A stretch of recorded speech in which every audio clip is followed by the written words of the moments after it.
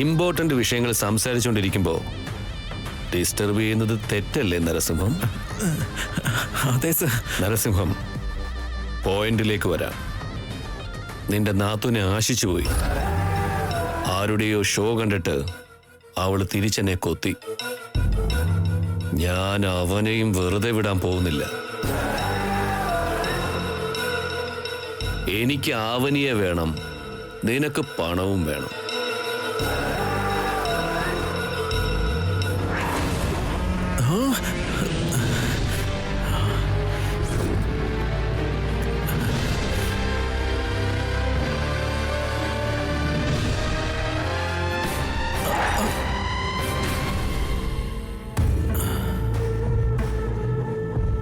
Advance ഒരു 5 ലക്ഷം.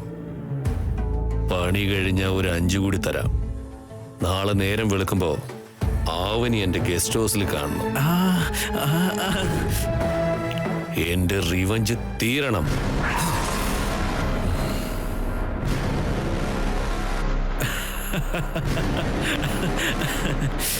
ഇത്രയും പൈസ ബാങ്കിലും സിനിമയിലും ഒക്കെ ഞാൻ കണ്ടിട്ടുണ്ടെങ്കിലും എന്റെ കയ്യിൽ ഇതുവരെ വന്നിട്ടില്ല.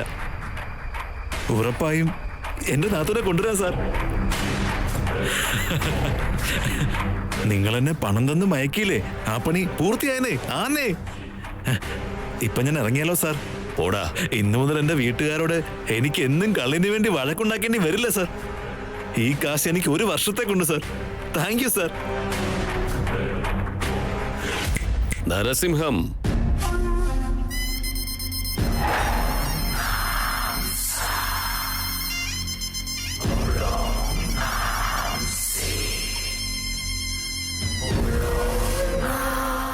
ഞാൻ നിനക്ക് തന്ന പൈസ കൊണ്ട് നാട് നീളെയുള്ള നിന്റെ കടങ്ങൾ എങ്ങനെ തീരുന്നോ, എന്റെ ആശയം അങ്ങനെ തീരണം.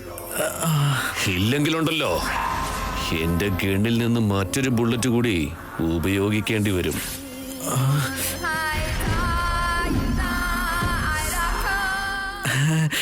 എന്റെ കാര്യമാകുമ്പോ നിങ്ങൾ ഗണ്ണെടുക്കേണ്ട അവസ്ഥ ഞാൻ ഉണ്ടാക്കില്ല സാർ.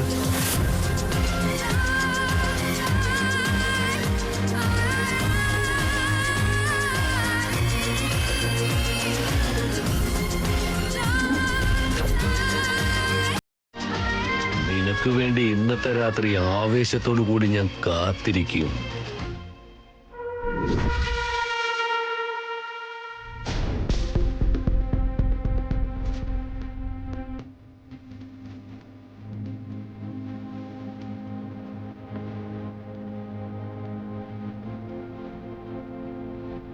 പൈസ കുറെ ഉണ്ടാക്കി വെച്ചിട്ടുണ്ടല്ലോ, എന്ത് ചെയ്താലും ആരും ചോദിക്കില്ല എന്നുള്ള അഹങ്കാരം.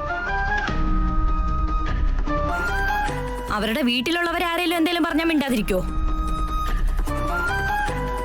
മറ്റുള്ളവരുടെ വീട്ടിലെ പെൺകുട്ടിയായ എന്തു ആവാനാണോ ഈ ദുഷ്ടന്മാർക്ക്? സംസ്കാരമില്ലാത്ത ആ സുരേന്ദ്രന്റെ മുമ്പില് നിന്റെ മുതലാളി പണയം വെച്ചത് നിന്റെ വ്യക്തിത്വത്തെയാ. അങ്ങനെയുള്ള സ്ഥലത്തു നിന്ന് നീ പുറത്തു വരുന്നത് തന്നെയാ നല്ലത്. ജോലിയില്ലെങ്കിൽ പിന്നെ വീടെങ്ങനെ നോക്കും ചേച്ചി? വേറെ എവിടെയെങ്കിലും ജോലി കിട്ടും. നിനക്കൊരു കുറച്ച് ദിവസത്തേക്ക് റെസ്റ്റ് എടുക്കാൻ ഗ്യാപ്പ് കിട്ടിയതാണെന്ന് ഓർക്ക്. അതല്ലാതെ ആ കാര്യോർത്തിന് സങ്കടപ്പെടേണ്ട. നീ വെറുതെ മനസ്സിന് വിഷമം കൊടുക്കണ്ട. അവനി, അവനി,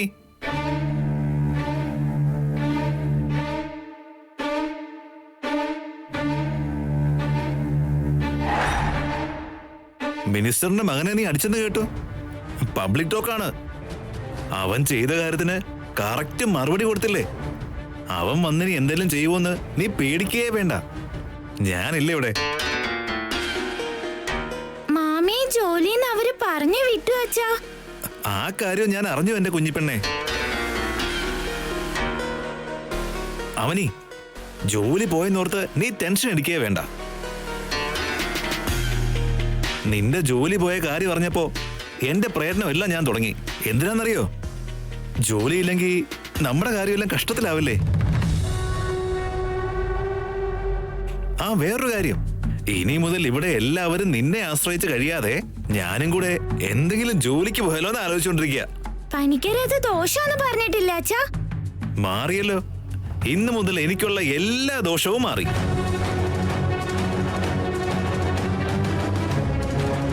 പണം ഞാൻ ഉണ്ടാക്കാം. നിങ്ങളെ എല്ലാവരും കൊണ്ട് നല്ലത് പറയിപ്പിക്കാം.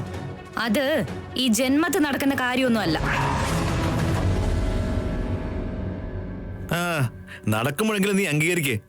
അവനീ നിന്റെ ജോലി ഞാൻ കൺഫേം ആക്കിയിട്ടുണ്ട്. എവിടെയാണാവോ? വലിയൊരു സോഫ്റ്റ്വെയർ കമ്പനിയില് റിസപ്ഷനിസ്റ്റ്. മാസം 25,000 രൂപ ശമ്പളം. ഗൈഡിനേക്കാൾ 5,000 രൂപ കൂടുതല്. മറ്റെവിടെയെങ്കിലും ഗൈഡായിട്ട് തന്നെ ജോലി നോക്കുന്നുണ്ട്. ഇപ്പൊ ഈ റിസപ്ഷൻ ജോബ് എന്തിനാ? അതിലിപ്പോ തെറ്റെന്താ സുജാത? എനിക്കത് ഇഷ്ടമല്ല. പോകുന്നത് നീയല്ലല്ലോ. ഞാൻ ശ്രമിച്ചുകൊണ്ടിരിക്കുന്നുണ്ട് ചേട്ടാ. നിങ്ങൾ എന്നെ ആലോചിച്ച് ടെൻഷൻ ആവണ്ട. രണ്ടുപേരും ഇങ്ങനെ റിവേഴ്സ് അടിച്ചാ എന്റെ ജോലി എങ്ങനെ നടക്കും? 4 ദിവസം ലേറ്റ് ആയാലും ഇവിടെ ആർക്കും കുഴപ്പമില്ല. നിനക്ക് ഇഷ്ടമുള്ള ജോലിക്ക് പോയാൽ മതി അവനി. അയ്യോ, ചേച്ചിക്കും അനിയത്തിക്കും മനസ്സിലാവാത്തൊരു കാര്യമുണ്ട്. ജോലിന്ന് പുറത്താക്കിയത് മിനിസ്റ്ററിന്റെ മകനാന്നുള്ള കാര്യം ഈ ലോകം മൊത്തം അറിഞ്ഞു കഴിഞ്ഞു.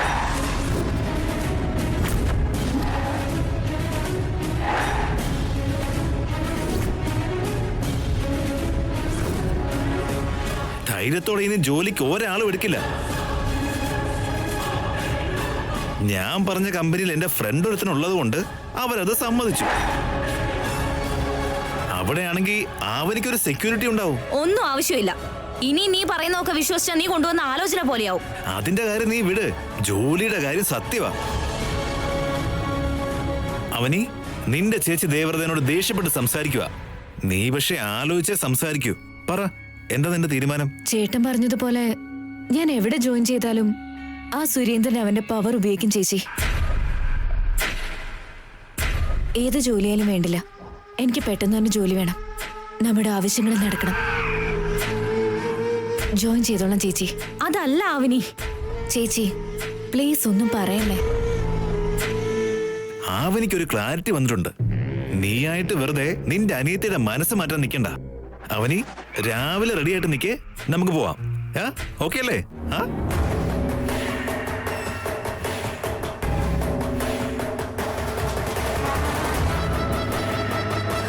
ആ മനുഷ്യനോടുള്ള എന്റെ എല്ലാ വിശ്വാസവും നഷ്ടപ്പെട്ടതാ. നാളെ എന്താണെന്ന് അറിയാലോ ചേച്ചി. എന്താണെങ്കിലും ആ ചെക്കന്റെ പേരെന്താന്നാ പറഞ്ഞേ? ശ്രീകർ. ആ, ശ്രീകർ. അവൻ മാത്രം നിന്നെ ഒരുപാട് സപ്പോർട്ട് ചെയ്ത് നിനക്ക് വേണ്ടി ഒരു നല്ല കാര്യം ചെയ്തതാ. നിന്നെ ഒറ്റയ്ക്കിട്ട് പോരാതെ ഒരുപാട് ഹെൽപ്പ് ചെയ്തതാ. അങ്ങനെയുള്ളവരെ മറക്കാൻ പാടില്ല.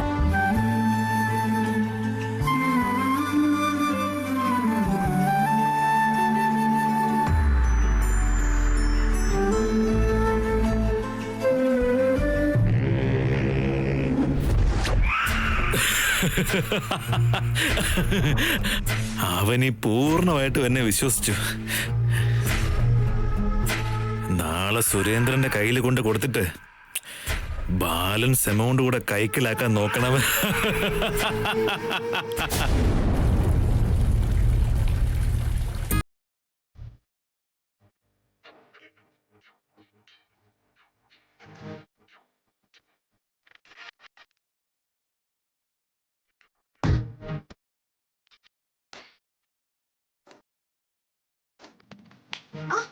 എന്താലോചിക്കാ? പെട്ടെന്ന് കട്ടേ.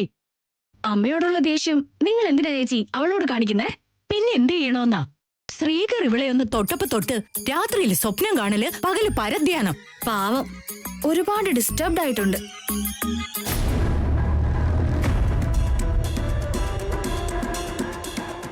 ഇതാ അളിയാ, പറഞ്ഞതൊക്കെ നിങ്ങൾ കൊണ്ടുപോവാ. ഈയിടെയായിട്ട് നിങ്ങളുടെ മറവി വളരെ കൂടിയിട്ടുണ്ട്. കഴിഞ്ഞ ജന്മത്തില് ഏതോ ഒരു രാജ്യത്തിന്റെ രാജാവായിരുന്നു ഈ പൃഥ്വിരാജ്. ഈ ജന്മത്തിൽ ഇങ്ങനെ ആയിപ്പോയി.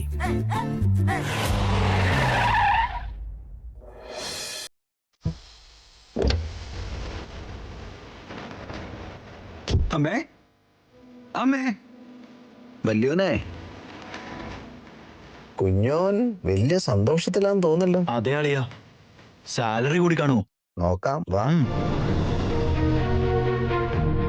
ഇത്തവണ അരുണോദയം ഫൗണ്ടേഷന് 5,000 രൂപ കൂടുതൽ കൊടുത്തേക്ക്. ഓക്കെ. അമ്മേ, അമ്മേ. ശ്രീ, എത്തിയോടാ മോനെ? അയ്യോ. വേണ്ടടാ. എന്താണ് നിനക്ക് ഇത്ര സന്തോഷം? എടാ, എന്നെ വിടടാ, എനിക്ക് തല കറങ്ങുന്നു. എന്താടാ, ശമ്പളം കൂട്ടിയോ? ഇല്ലല്ലോ. പിന്നെ എന്താ ഇത്ര സന്തോഷം? ചില യാത്രകളൊക്കെ നമുക്ക് സന്തോഷം തരില്ലേ അളിയ? ഇന്ന് നിനക്കെന്തോ വ്യത്യാസമുണ്ടല്ലോ. എന്തോ പുതിയ ന്യൂസ് ഉണ്ട്. എന്താ ഉണ്ടായതെന്ന് പറ ചേട്ടാ. നിങ്ങളൊന്ന് നിക്ക്. ശ്രീ, ഞാൻ പറഞ്ഞ സ്ഥലത്ത് പോയിരുന്നോ? ഞാൻ പോയി പ്രാർത്ഥിച്ചു അമ്മേ. പെട്ടെന്ന് എന്റെ കല്യാണം നടക്കാനും അമ്മയുടെ ആഗ്രഹങ്ങളൊക്കെ നടക്കാനും പ്രാർത്ഥിച്ചു. ആ സ്വാമിയുടെ ആശീർവാദം വളരെ ശക്തിയുള്ളതാ. അവിടെ ഒരു സിദ്ധനെ കണ്ടപ്പോ ഇല്ലമ്മേ, ഞാൻ കൈയൊന്ന് നോക്കിച്ചു. പെട്ടെന്ന് തന്നെ എന്റെ കല്യാണം ശരിയാവുന്ന അയാൾ പറഞ്ഞത്. അതെയോ? ആമേ. വളരെ നല്ല കാര്യം പറഞ്ഞു. നമുക്ക് വേണ്ട പോലെ ഒരു കുട്ടിയെ കിട്ടുമോ ഇല്ലയോ എന്ന് ഇത്ര നാളും എനിക്ക് ടെൻഷനായിരുന്നു.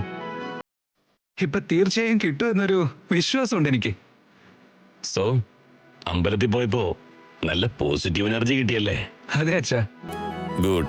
അതുകൊണ്ടാ ഇത്രയ്ക്ക് സന്തോഷം. ഞാൻ എന്നും പ്രാർത്ഥിക്കുന്നത് ഈ കാര്യത്തിനാ. അന്നപൂർണ ഉത്സവത്തിന്റെ അന്ന് ഞാൻ ധരിച്ചിരിക്കുന്ന മൂക്കുത്തി എന്നിൽ നിന്നും എടുക്കാൻ അർഹതയുള്ള പെൺകുട്ടി ഈ വീട്ടിൽ കാലുകുത്തണം. അതാ. ആ കാര്യം ഞാൻ ഒരിക്കലും മറന്നുപോയിട്ടില്ലമ്മേ. അമ്മയുടെ നക്ഷത്രം, അതേ രാശി, അതേ വാരവും ചേരുന്ന പെൺകുട്ടിയെ ഞാൻ കല്യാണം കഴിക്കുള്ളൂ. പോരെ അമ്മേ? നീ വാക്ക് തെറ്റിക്കില്ല. എനിക്കത് വിശ്വാസമാണ്. പോയി ഫ്രഷ് ആയിട്ട് വാ. ശരി അമ്മേ.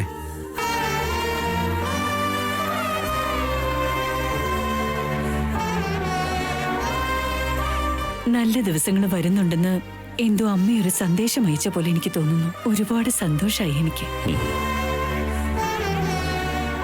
നിങ്ങൾക്കിപ്പോ എരിഞ്ഞു കേറുന്നില്ലേ?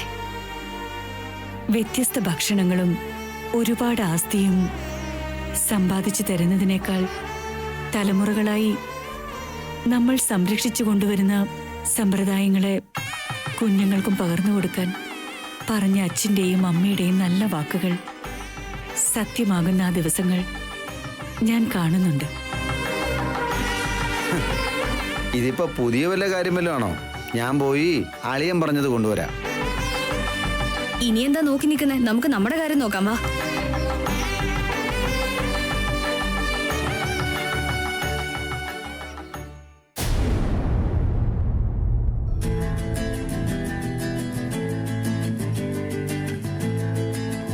നാഗാർജുന സാഗര സാക്ഷിയായി ആ സീതാരാമനെ സാക്ഷിയാക്കി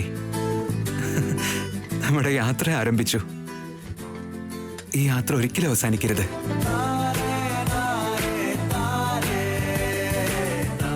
അവനി, നാളെ നിന്നെ ഞാൻ കണ്ടുമുട്ടും. നിന്റെ ജാതകം മനസ്സിലാക്കും. നിന്റെ ജാതകം അമ്മയുടെ ജാതകം പോലെ തന്നെയാണെങ്കിൽ ഞാൻ എൻ്റെ ഇഷ്ടം തുറന്നു പറഞ്ഞ് ഞാൻ നിന്നെ അമ്മയ്ക്ക് പരിചയപ്പെടുത്തി കൊടുക്കും.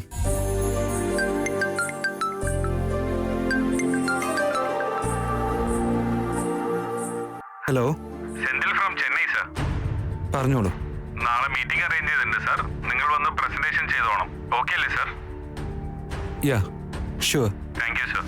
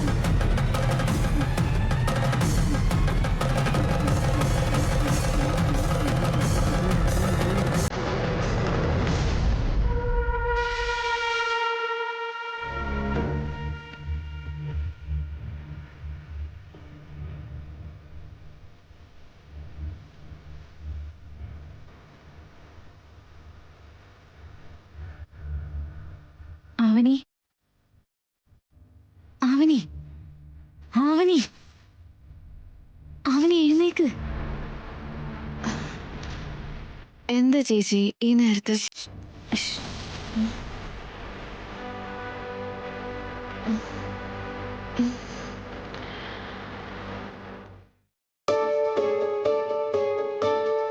നീ വേഗം നിന്റെ ഡ്രസ്സൊക്കെ ഒന്ന് പാക്കി. എന്തിനാ? നീ വേഗം ഈ വീട്ടിൽ നിന്ന് എങ്ങനെയെങ്കിലും രക്ഷപ്പെട്ടു.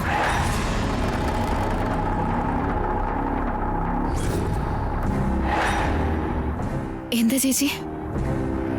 എനിക്കിപ്പോ തെളിച്ചു പറയാനുള്ള സമയമില്ല മോളെ. ഫോണിൽ വിളിക്കുമ്പോ ഞാൻ എല്ലാം പറഞ്ഞു തരാം. ഇപ്പൊ നീ വേഗം ഇറങ്ങാൻ നോക്ക്. വാ വേഗം. ചേച്ചി എന്തു പറ്റി ചേച്ചി? അവനി വൈകിയാൽ അത് വലിയ പ്രശ്നമാവും. ഞാനിപ്പോ പറയുന്ന നീ ഒന്ന് കേക്ക്. നിങ്ങളെ ഉപേക്ഷിച്ച് ഞാൻ എവിടെ പോനെ ചേച്ചി? എന്നാലും എന്താ സംഭവിച്ചെന്ന് പോലും പറയാതെ ഈ സമയത്ത് വീട്ടിൽ നിന്ന് ഇറങ്ങി പോവാൻ പറയുന്നത് എന്താ? നിന്റെ അളിയൻ നിനക്ക് ജോലി നോക്കിയിട്ടുണ്ടെന്ന് പറഞ്ഞതൊക്കെ നുണയാ.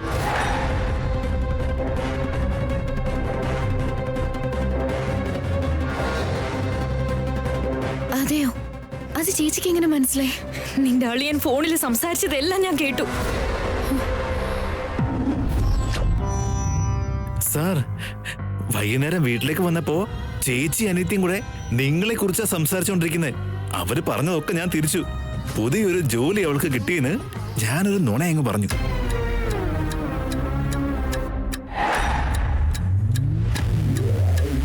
എന്റെ ഭാര്യയ്ക്ക് അത് അത്ര വിശ്വാസമായിട്ടില്ലെങ്കിലും അവനെ അത് നന്നായിട്ട് വിശ്വസിച്ചു സാർ. ഞങ്ങള് രാവിലെ പുറപ്പെടും. പൂച്ചയെ കൊണ്ടുവരുന്ന പോലെ നിങ്ങളുടെ ഗസ്റ്റ് ഹൗസിൽ കയ്യിൽ വെച്ച് ഞാൻ തരാം. ഈ സമയത്ത് നിങ്ങൾ ഒരു മണിയറ ഒരുക്കും, അതിൽ മുല്ലപ്പൂതറോ എന്താന്ന് വെച്ചാ ചെയ്. അത് നിങ്ങളുടെ ഇഷ്ടം.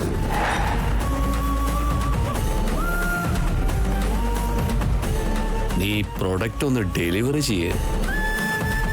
അത് കഴിഞ്ഞ് എന്ത് വേണമെന്ന് ഞാൻ തീരുമാനിച്ചോളാം. നിങ്ങൾ എന്തോ റിവഞ്ച് എന്നൊക്കെ പറഞ്ഞില്ലേ, അതെന്താന്ന് വെച്ചാ നിങ്ങൾ ഇഷ്ടം പോലെ ചെയ്. എന്റെ കയ്യില് ബാക്കിയുള്ള 5 ലക്ഷം തന്നാ മാത്രം മതി.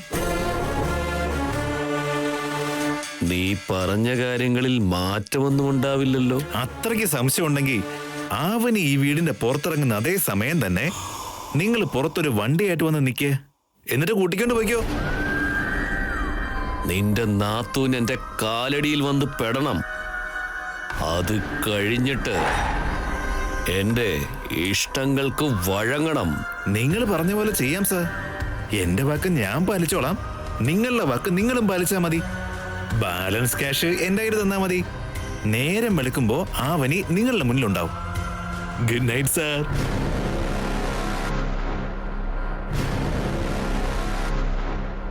ഇനിയിപ്പോ സ്വന്തം കാര്യത്തിന് 100 രൂപയ്ക്ക് വേണ്ടി ആരോടും തെണ്ടേണ്ട ആവശ്യമില്ലല്ലോ. പൈസയുടെ പേമാരി പെയ്യുന്ന നരസിംഹം.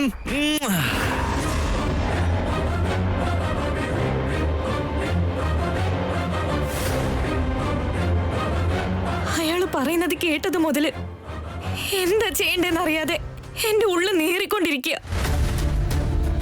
നിന്നെ ഞാൻ ഇത്രയും നാളും എന്റെ ഭർത്താവിൽ നിന്ന് സംരക്ഷിച്ചു കൊണ്ടുവന്നു. ഇപ്പൊ നിന്നെ ശത്രുക്കളിൽ നിന്ന് രക്ഷിക്കാനുള്ള ശക്തി എനിക്കില്ല അവനി.